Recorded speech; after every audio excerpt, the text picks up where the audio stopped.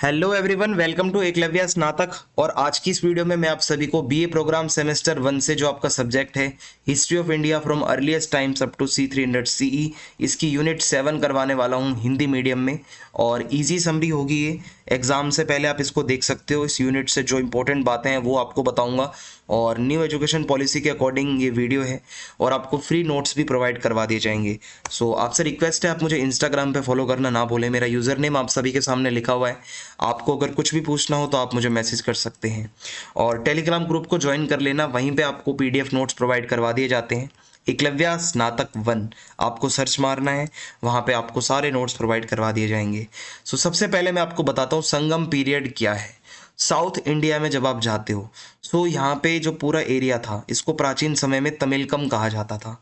तो उस तमिलकम का जो एरिया था, यहाँ पे जितने भी हमें हिस्ट्री मिलती है, ठीक है, उस टाइम की हिस्ट्री हमें मिलती है संगम लिटरेचर से। संगम लिटरेचर बेसिकली होता क्या है कि कुछ साउथ इंडियन पोएट्स होते थे, कुछ कवि होते थे जो अपनी मतलब मीटिंग्स करते थे, जिसको संगम कहा जाता है, मिलते थे। और वो मिलते थे तो वो जो भी इंफॉर्मेशन होती थी उसको फिर नोट डाउन किया जाता था। सो ऐसे जितनी भी इंफॉर्मेशन गैदर होती गई वही हमारा संगम लिटरेचर या संगम साहित्य कहलाता है। अब ये संगम साहित्य हमें साउथ इंडिया की राजनीतिक विशेषताएं बताता है, वहाँ की आर्थिक विशेषताएं बताता है, सामाजिक विशेषताएं बताता है। सो यही हमें इस चैप्टर में बेसिकली शॉर्ट में समझना है कि कैसा वहाँ का समाज था, कैसी वहाँ की राजनीतिक व्यवस्था थी। सो सबसे पहले मैं आपको अगर बताऊं, सामाजिक संरचना की बात करें अगर हम, सो समाज को अलग अलग श्रेणियों में बांटा गया था। साउथ इंडिया के अंदर 5 स्तर पर विभाजन किया गया था, जिसको पंचवर्ण व्यवस्था भी कहा जाता है। सबसे टॉप पर ब्राह्मण हुआ करते थे। ब्राह्मणों का काम बेसिकली पूजा करना होता था, विद्वान होते थे, वेदों को पढ़ाते थे, ये दान दक्षिणा लेते देते थे। फिर आते हैं क्षत्रिय दूसरे नंबर पर, जो लोग योद्धा होते थे, राजा होते थे, ठीक है, जो न्याय करते थे। तीसरे नंबर पर आते थे वैश्य, जो लोग व्यापारी लोग होते थे, जो लोग किसान होते थे, जो लोग मतलब मिडिल क्लास में आते थे, वो इसमें आते हैं वैश्य के अंदर। फिर आते हैं शूद्र, ये लोग वो थे जो मजदूर थे, जो बिल्कुल नीचे की कास्ट मानी जाती थी उस टाइम पे, जिनको कोई अधिकार प्राप्त नहीं था, कोई शिक्षा का अधिकार नहीं था, कोई अन्य राजनीतिक अधिकार नहीं था। फिर इसके अलावा एक और वर्ण आता है जो कि था अतियार। ये वो लोग थे जिनका बहिष्कार किया गया था समाज में, लोग इनको देखना भी पाप समझते थे, इनको लोग बहुत ज्यादा नापसंद करते थे। सो पंचवर्ण व्यवस्था चलती थी संगम युग के दौरान, ये याद रखना। अर्थव्यवस्था के बारे में अगर मैं आपको बताऊं तो कृषि आधारित अर्थव्यवस्था थी। मींस खेती का महत्व बहुत ज़्यादा था और कृषि के साथ साथ व्यापार भी बहुत फला फूला इस टाइम पर। और रोमन साम्राज्य के साथ व्यापार होता था इस एरिया का। दक्षिण पूर्वी एशिया जो साम्राज्य थे वहाँ से व्यापार होता था, समुद्री व्यापार बहुत ज़्यादा होता था। सो व्यापार और कृषि के आप मतलब ये समझ लो कि व्यापार और कृषि पर ही आधारित जो है अर्थव्यवस्था थी। फिर इसके अलावा साहित्यिक सभाएं होती थी, जिसको संगम कहा जाता था, जो मैंने आपको अभी स्टार्टिंग में बताया था कि जो कवि लोग होते थे, जो विद्वान होते थे, जो बुद्धिजीवी होते थे, वो समय समय पर मिलते थे, अपनी सभा करते थे, अपनी मीटिंग करते थे। और अभी तक जो है प्रसिद्ध 3 मीटिंग्स हुई हैं, 3 संगम हुई हैं, जिससे हमें ये लिटरेचर पूरा मिलता है जो साहित्य आज हम पढ़ रहे हैं। और जितना भी आज हमारे पास तमिल साहित्य है वो सारा यहीं से ही आता है। सो ये समझ के चले आप। फिर उसके बाद धार्मिक जीवन की बात करूं, सो ये लोग अनेक देवी देवताओं की पूजा करते थे। मीन्स बहुदेववाद बहुत ज्यादा चलता था, एक देवी देवता नहीं बल्कि अनेक देवी देवताओं की पूजा होती थी। और प्रमुख देवताओं में मुरुगन आते हैं, जिनको युद्ध और विजय का देवता माना जाता है। फिर उसके बाद इंद्र देव आते हैं, बारिश और बिजली का देवता। फिर वरुण देव आते हैं जो समुद्र के देवता थे। सो इस तरीके से देवताओं की पूजा वहां पर बहुत ज्यादा होती थी।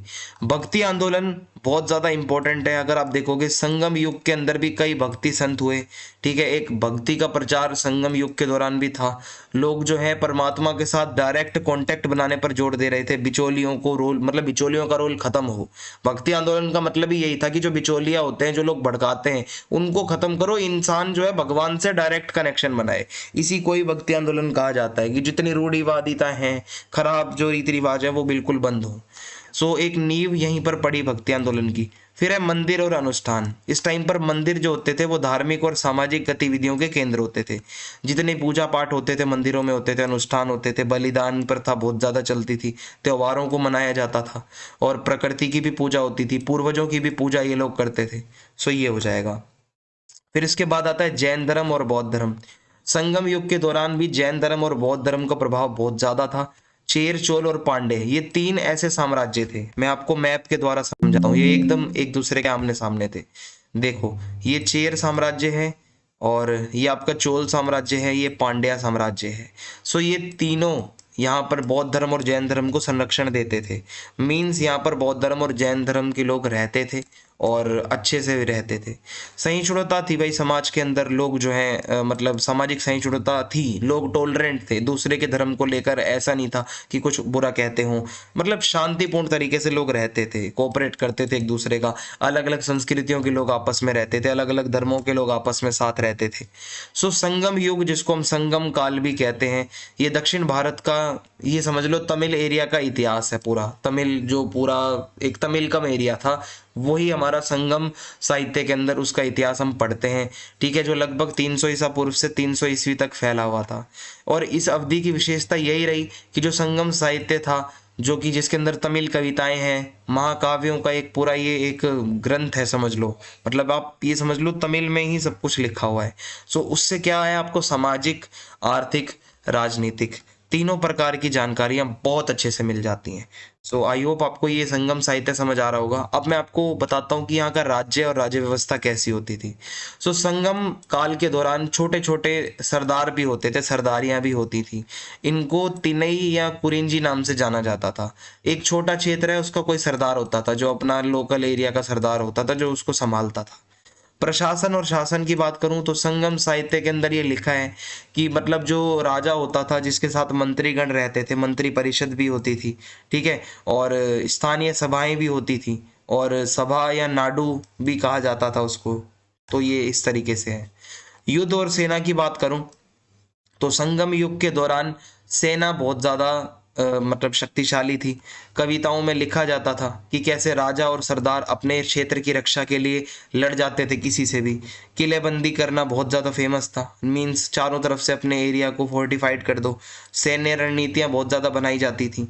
व्यापार और कूटनीति के बारे में भी लिखा है संगम साहित्य में कि ये लोग जो है व्यापार करते थे, व्यापार बहुत अच्छा था। तमिल क्षेत्र को भारत के अन्य क्षेत्रों से मतलब जोड़ने वाले व्यापारिक रास्ते भी बहुत सारे होते थे, जहाँ से दूर दूर से व्यापारी यहाँ पर आया करते थे, यहाँ के व्यापारी दूर दूर तक जाया करते थे। सो एक तरीके से ये गठबंधन वगैरह भी बनाते थे। फिर सरदारों की भूमिका क्या है, देखो छोटे छोटे एरियाज में सरदार रूल करते थे। सो इनको पलेयकारार भी कहा जाता था या नायकन नाम से भी जाना जाता था। सो बेसिकली सरदारों का काम इतना ही होता था कि भाई अपने एरिया में व्यवस्था बनाए रखें, कानून व्यवस्था, और साथ साथ जो थोड़े बहुत जो मसले होते हैं जो उनको निपटारा कर दो उनका, बस यही होता था। सांस्कृतिक एकता और विविधता, अब ये तमिलकम एरिया जो था, यहाँ पर अलग अलग भाई आप देखोगे राजा हुए हैं, लेकिन फिर भी यहाँ पर तमिल भाषी लोगों की संस्कृति सेम, मतलब एक संस्कृति रही, अलग अलग संस्कृति के लोग भी रहे और इनकी संस्कृति आज भी बची हुई है। मीन्स यहाँ के राजाओं ने सांस्कृतिक संरक्षण पर बहुत ज़्यादा ध्यान दिया था।